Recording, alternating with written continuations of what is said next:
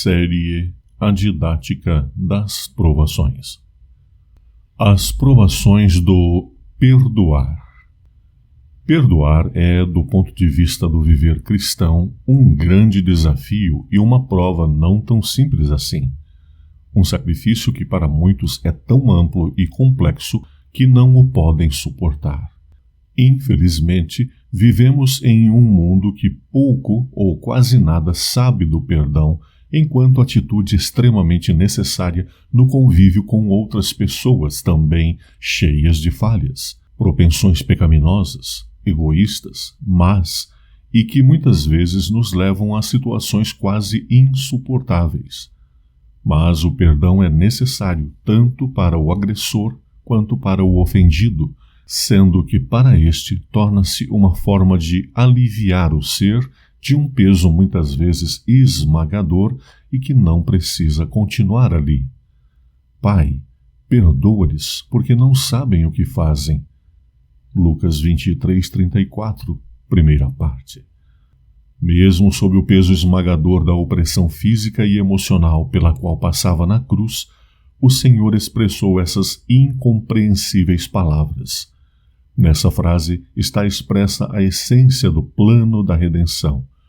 Tudo o que fora feito durante séculos nos rituais do tabernáculo e do templo tinham como ponto de realização esse momento.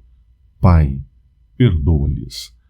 Um sacrifício que transcende em muito nossa compreensão, já que todas as afrontas possíveis estavam sendo lançadas sobre o inocente Salvador, que ainda assim encontrou forças em seu eterno amor para perdoar seus acusadores e executores. Um exemplo de nobreza celestial que faríamos muito bem em seguir. Pedro perguntou a Jesus, como forma de demonstrar seu interesse em viver um amor mais real: Senhor, quantas vezes perdoarei? 7 vezes? Farei o sacrifício enorme e incomum de perdoar meu irmão por 7 vezes? Com isto estarei bem no céu? Somarei créditos junto a Deus com essa atitude tão nobre de perdoar por 7 vezes a quem me ofender? Afinal, perdoar 7 vezes é ir além da prática comum, que é de perdoar até 3 vezes. Mas Jesus quebra esse paradigma pernicioso estabelecido por uma cultura extremamente legalista e desprovida do verdadeiro amor, afirmando que não 7, mas 490 vezes, 70 vezes 7, indicando que não deve haver limites para o perdão, assim como não houve limite por parte de Deus, que não poupou nem mesmo seu próprio Filho para executar o plano do perdão e da redenção do homem. Perdoar é negar-se a si mesmo, já que quem perdoa abre mão de sua possibilidade de vingar-se da pessoa que de alguma forma o ofendeu. Quem perdoa verdadeiramente ainda recusa-se a se utilizar de um suposto direito, que é o de odiar e abominar para sempre essa pessoa. Quem perdoa de todo o coração ainda assume o ônus de levar para sempre em sua vida o peso que estava sobre seu ofensor, ou seja, perdoar significa assumir o peso da culpa de quem foi perdoado e levá-lo por toda a vida. A pessoa perdoada se foi, aliviada do seu peso de culpa, mas quem perdoou levará essa carga pela vida toda, já que colocou-se como substituto do ofensor, ou seja, quem perdoa substitui o agressor na sua culpa, passando a suportar esse peso em seu lugar. Atitude mais que nobre, celestial. No entanto, devemos entender que levar esse peso é uma tarefa que não nos é possível. Somente em Cristo poderemos fazê-lo. Ele mesmo disse: Vinde a mim todos os que estáis cansados e oprimidos, e eu vos aliviarei. O perdão está para benignidade, abnegação e amor. Diz a palavra do Senhor: Antes, sede uns para com os outros benignos, misericordiosos, perdoando-vos uns aos outros, como também Deus vos perdoou em Cristo. Efésios 4:32. Por vivermos em uma sociedade impregnada do sentimento de violência e vingança, o conceito de perdão torna-se um bem raríssimo de ser encontrado, como são o fino ouro e as pedras preciosas. A mídia ensina as pessoas desde a mais tenra infância que não deve haver perdão, mas sim vingança, ódio, rancor contra quem nos atinge. Crianças, jovens e adultos são bombardeados diariamente com o senso de ódio pelo inimigo e pelo pleno desejo de sua destruição. Isto está em todas as produções cinematográficas e televisivas da atualidade. É o tempo da intolerância e do ódio, lamentavelmente.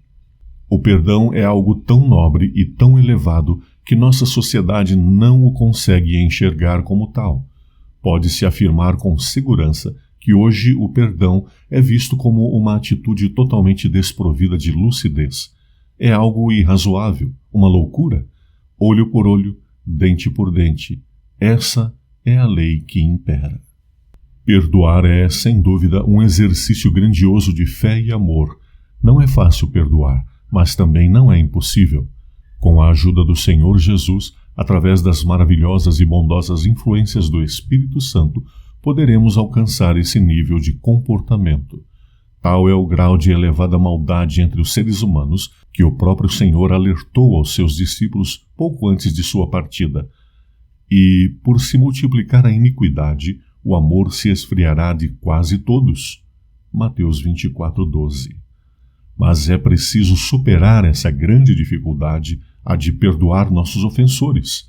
Esse é um dos principais pilares do cristianismo, já que o é também do próprio céu, ou seja, o governo de Deus está sustentado, além da justiça eterna, também no amor pleno, e isto significa precisar perdoar.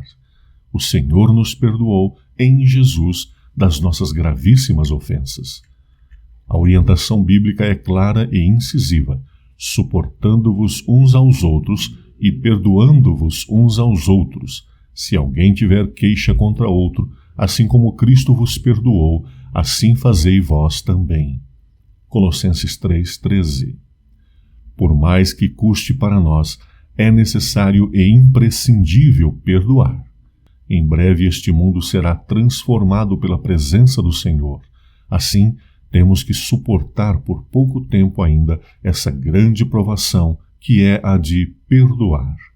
No novo mundo que o Senhor estabelecerá não haverá mais ofensas e agressões, não haverá qualquer tipo de violência e, com isto, o perdão não mais será requerido. No entanto, não deve ser por essa razão que devamos ser levados a perdoar alguém. A principal razão pela qual devemos ser solícitos em perdoar é a de que Ele nos perdoou primeiro, e seu exemplo devemos seguir, conforme lemos em Colossenses 3:13. Para ilustrar a grande dificuldade que temos em perdoar, Jesus contou uma parábola especialmente relacionada a esse importante tema. Nessa alegoria, ele relata que certa pessoa tinha uma grande dívida para com seu patrão. Ao ser severamente cobrado, ele seria vendido com toda a sua família e seus bens para pagar os 10.000 talentos que devia. Rogou ao seu credor que lhe perdoasse a dívida, pois não tinha como quitá-la. O credor moveu-se de íntima compaixão e lhe perdoou a grande dívida. Ao sair para a rua, certamente feliz da vida, encontrou alguém que lhe devia apenas 100 denários e, lançando mão dele, o sufocava e cobrava violentamente o seu crédito. O devedor implorou pelo perdão, mas esse foi-lhe severamente negado, sendo o pobre homem lançado na prisão. Esse credor incompassivo foi convocado à presença do seu senhor, o qual lhe havia perdoado a grande dívida, tendo sido severamente punido. Jesus encerra a parábola enfatizando o seguinte sobre as atitudes ali presenciadas: servo malvado, perdoei-te toda aquela dívida, porque me suplicaste. Não devias tu igualmente ter compaixão do teu companheiro, como eu também tive misericórdia de ti? Assim vos fará também meu Pai Celestial, se de coração não perdoardes, cada um a seu irmão, as suas ofensas. Mateus 18, 32 a 35.